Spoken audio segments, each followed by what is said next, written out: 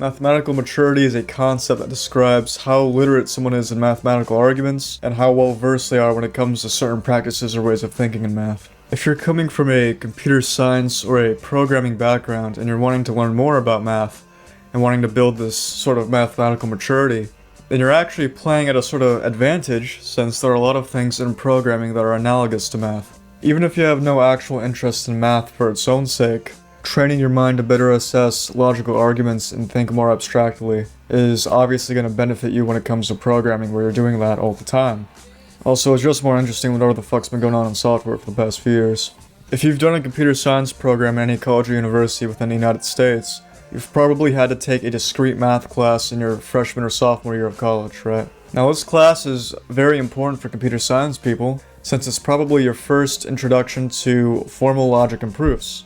That, or you might have done some basic proofs in a linear algebra course, right? So regardless, you have had at least some exposure to proof-based mathematics. In your junior and senior years of university, you're mostly taking major specific courses, right? Which might mean a few, theoretical CS courses. And that's the thing about CS people, is that they're probably more well-versed in pure math than engineers, right? That's the one singular thing that CS people are better at than engineers, is that they're more experienced in pure math. I have a friend in electrical engineering, and he thought that a definition, just some basic equation defining some function in his engineering stats course, was a proof.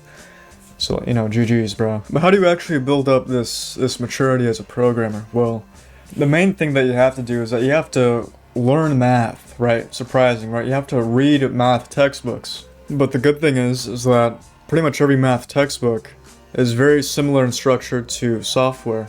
In fact, it's a lot neater than software, since instead of having to look through a bunch of different files for definitions of things, it's all laid out in a very linear fashion, with everything clearly labeled, with clear English explanations and justifications for them. The essential structure of most textbooks goes as follows, right? Chapter 1 usually introduces the object of study that you're going to be working in for the rest of the book. Chapter 2 will usually introduce some sort of mapping or relation between objects, right? And then chapters 3 through 37 are just a bunch of nonsense, essentially, right? I mean, they're basically just exploring all the different types of mappings and objects we can have, what constraints we could put on them, seeing if these things satisfy certain conditions, and certain properties of interest or usefulness then arise, right? And there are essentially only 3 components to a textbook that you're just going to be seeing over and over and over again for the entire book, right? And those are definitions, theorems, and exercises. Obviously, the author will try to they'll have paragraphs introducing certain things that lead into other things, and try to string everything together in a way that's, nice and cohesive like a book. But I mean, these are essentially the 3 types of things you're going to be seeing in the book, and they usually follow very predictable patterns. Pretty much every section starts off with a definition, right? And this definition introduces terminology and notation that you're going to be using for the rest of the section, if not for the rest of the book. And definitions aren't always super simple. Oftentimes you might have to construct some object and then it gets formally defined, right? But these definitions are sort of analogous to structs or classes in programming, right? These sorts of objects, or these things that exist that then act upon other things, or get acted upon, or are capable of doing certain actions or exhibiting certain behavior throughout the rest of the program. And usually, these things are formally defined with certain variables and certain maybe methods or what have you, right? The same way definitions define certain objects with its own specific behavior and conditions that it has to satisfy. But definitions and declarations in programming of certain types of objects or classes or what have you, right, are not necessarily the part that makes your brain hurt, right? That's not really the hard part, essentially. The hard part, the part that's equivalent to actual code or functions in software, would be the theorems, right? The theorems, pretty much every definition is followed by multiple theorems, right? And these theorems give you certain known true properties for a definition, right? For some, object that has been previously defined. And pretty much every theorem is followed by a proof for the theorem, right? Or if not, they tell you to do the proof yourself. And if you're not used to studying proof-based mathematics, then for some people, this might come across as sort of DLC, if you really want to, and you want to understand why this works, then you could read it, but, Yeah, you could just read the definitions and read how, these properties and how it works, and just go on with your day, which is not true at all, right? Because reading and understanding the proofs of the textbook are the actual meat and potatoes of the textbook, right? It's basically the entire point, aside from, having the prerequisite knowledge to just do the exercises. But it's also really important to learn not only why these things are true, but how to prove something is true, in this realm, of these specific objects and relations, right? You're basically training your mind on the common strategies and tactics employed to formally study these objects.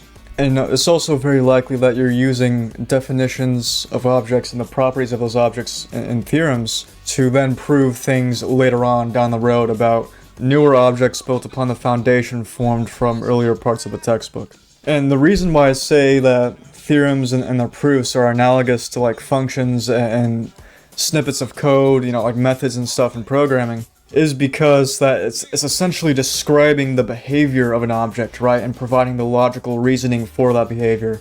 Not only that, but it is very, often that, some theorem gets labeled with like a number, and maybe even it's given a special name, right, named after some like dead European guy, and you will later invoke that proof in that property later on down the road to prove something else, right? You're essentially reusing something already proven, reusing the logic from something that we already discussed to then solve another problem or built upon the logic of something else, right? Which is very similar to how a function in some program can be defined to, do some specific thing. But if that thing needs to be done multiple times throughout the program, you're not going to rewrite the same logic of the function multiple times, right? You're going to just reuse the logic you already built, right? You're going to just reuse that code. Same way we reuse the logic from these previous proofs, sometimes even previous exercises, to then build this subject further and further up, right?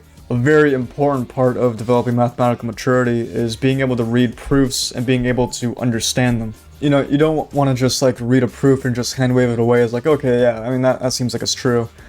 You want to make sure, if it's something very simple, then yeah, sure, but if it's something a little bit more complex, you want to make sure you actually work your way through the logic and understand why one thing implies the next thing and why the next thing implies the next thing, and why that might lead to a contradiction or might lead to something else that implies something else, right? You have to understand the structure of general proofs, like how you prove an inequality or how you prove two sets are equal to one another, or how you prove an if and only if statement, right? In fact, it's probably good practice to actually read the theorem first and then sort of work out a proof in your mind or maybe on paper on what the proof in the textbook might look like, right? Now, it might not always be correct. It's not like a required exercise, obviously, in like the textbook, but it is good practice to be able to predict proofs, to be able to use the logic previously established throughout the book, or just general mathematical reasoning skills, and being able to prove things before the textbook tells you why they're true. Some textbooks might have like really concise and clever and creative proofs that you just weren't able to predict. Those are usually the proofs that you're gonna have to read over and over and over again to understand like how exactly they got from one point to another, right? That's really like the hard sort of work that's like the core like labor that goes into actually building up your reasoning skills to see why some argument is valid or invalid. And hopefully this is something that you're already well versed in when it comes to programming and being able to reason logically, throughout different steps of a function, why things happen the way they happen, right? Like if a function is not acting appropriately and it has like some buggy behavior, then usually you'll read the function, you read the code, and then you'll logically work out, okay, this variable is at this value at this point, and then it goes to this value, and then this variable is introduced, and then we call this function, and then we do this and we do that. You're working out the logical steps through your head to deduce the possible reasons why a certain outcome is given when that logic is called, right? And this is sort of working out the same muscles that you do when you're reading a proof, right? It's rigorous sanity checks against your own logical arguments or other people's logical arguments to see why something might be true or false, or to see why something might happen that isn't intended to happen, or why something is correct, like why code is correct, why a proof is correct, and that there is no possible logical outcome for why unwanted behavior or consequences can be exhibited. Usually at the end of each section or chapter of a math textbook, there will be a series of exercises for you to do, for you to test these skills and this knowledge that you've learned, to really see like how well you understand the concepts. Now, it's pretty important that if it's a subject that you really want to learn and that you're not fairly familiar with, then you should probably at least attempt every single exercise, right? Doing these exercises are really the best practice or workout you can do for your brain to really cement what these concepts are about, right? To really build intuition for how these objects behave and what the properties are and what these certain things imply. Intuition is a very big component of mathematical maturity as well, and it's mainly built through doing exercises.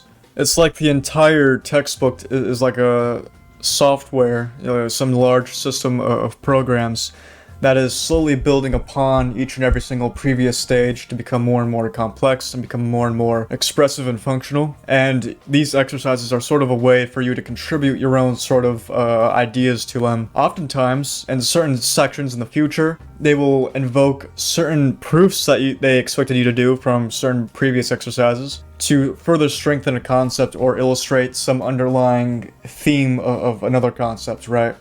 Or even very commonly, like other exercises will call upon previous exercises as a way to sort of like recall this idea. Well, okay, do this, use this idea to then prove this, right? Basically, right? So it's sort of like a partnership between the author and the reader to build up this system of logic. Now, I would say there's definitely a priority when it comes to exercises. Like, if you can't do all of them, you should do the ones that are the hardest for you. The ones of lowest priority would be the ones that are, so easy you could just do them in your head. Some people will skip computational exercises, but I think they're kind of important to at least do a few. You don't have to do like all of them, but at least like a few, to really understand how to compute something and to understand like how it works in application. But you really want to be prioritizing the ones that are the hardest, the ones that seem like very weird, because usually those require more creative solutions that require you to think more deeply about the subject. And if you don't challenge yourself, you're not really ever going to get better, right? If you avoid all the hard ones, like, the same way if you fucking, like, decide not to do past, like, 20 push-ups because anything past that hurts, you're not going to actually improve, you're not actually going to make yourself stronger in any capacity, right? So you need to regularly challenge yourself and, make yourself do hard things. But I mean, I think I've talked about, like, the how of studying math long enough. Like, if you're a CS major or a CS graduate, how do you actually progress in math? I mean, what direction do you go in? What subjects do you study? What books do you read? There's pretty much two directions you can go into, right? You could study new math subjects that you're unfamiliar with. That's sort of like a continuation of your university math education, which for the average CS person, that would be, subjects like real analysis or abstract algebra. Or you can look at a new proof-based pure math perspective of a subject that you might already be familiar with or have some exposure to, stuff that you might even be able to directly apply or that you use every day when writing software, which is usually going to be subjects that were introduced in like your discrete math class, like graph theory, combinatorics, stuff like that. But I mean, the way I continued to pursue math on my own was through a sort of compromise between the two, which is linear algebra, right? Every CS person has taken linear algebra before, but it was probably matrix-based computational linear algebra, right? Since most of the people in a linear algebra course at a university are probably going to be engineers and CS people.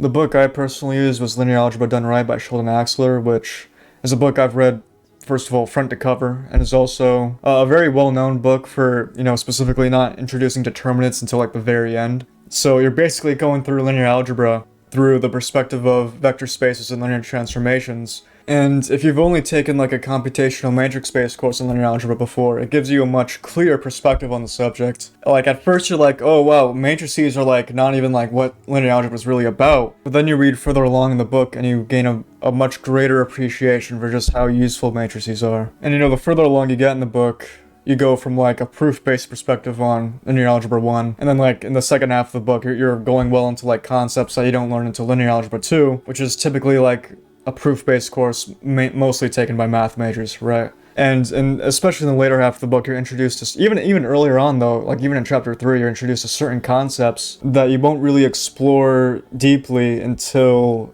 you read about other subjects like abstract algebra or even like functional analysis. So it's sort of like this nice continuity between different subjects of math where you see certain concepts introduced that then are reused later on down the line, but maybe in a different context, right? Or like even in linear algebra done right, there are certain exercises that tell you to treat the, what was it? It was telling you to treat the norm of the difference between two linear maps as a metric in a metric space, and to prove that it satisfies the requirements of a metric like the triangle inequality, the d of p and q equals d of q and p, etc., right? And it's, you know, it's cool because I was first learning about like basic analysis at the time. And it just seems like, you know, the more you understand about these foundational subjects, the more like you see them cross over time and time again, you know, in like interesting ways. You know, linear algebra done right isn't like the hardest textbook in the world, but if you're not super strong and super familiar with proofs, like if you maybe took discrete math but you forgot about all of it before, I think linear algebra done right will like really strengthen your sort of ability to read and write proofs. But if you want to learn analysis and you're not really comfortable with writing proofs yet, then you could probably start out with something like Understanding Analysis by Stephen Abbott, which is like a really popular introductory real analysis textbook. I mean, analysis is just really good to study because it's such like a foundational stepping stone in like higher math, where it's probably going to be your first exposure to stuff like point set topology and, you know, your reintroduction to certain concepts in calculus, with this time with much more rigorous definitions of what makes something continuous, or, you know, what a limit is, what makes a set countable or finite, or etc., right? One thing I'll add before the end of the video is using AI when you're studying math, which is something that most people do not recommend because you're probably not going to learn much from it. I mean, using a chatbot to summarize a certain concept, or like, you know, maybe give like some basic reasoning for why something might not be true, if you're just like treating it basically like a teacher when you're asking questions in a classroom or something, sure. But like oftentimes AI is going to be self-contradictory, right? So you might ask it a question and it'll say, no, that's false. Then it'll go through the logical steps of why it's true. Then at the end it'll conclude, yes, it's true. And something like ridiculous like that. It's not really something you could inherently trust unless it's like pulling from the internet, like known solutions to known problems in like textbooks and stuff. So maybe you can use it to verify solutions to problems. Do not use it to like do exercises for you and then just read them as if they were like, you know, because, you know, doing the actual exercises yourself is the entire point, right? That's how you actually build mathematical maturity. It's how you actually strengthen your mind to be able to understand math better. So it's like, you know, don't offload your thinking to Anthropic or fucking OpenAI or Google or whatever the fuck, you know. Especially don't use it as like a replacement for a textbook. That's just completely retarded, bro. Like, why? I've seen people do that and it's like, dude, oh holy shit, we're fucked as a species, bro. But I mean, that's basically all I wanted to say on the topic, so I guess I'll just leave it at that.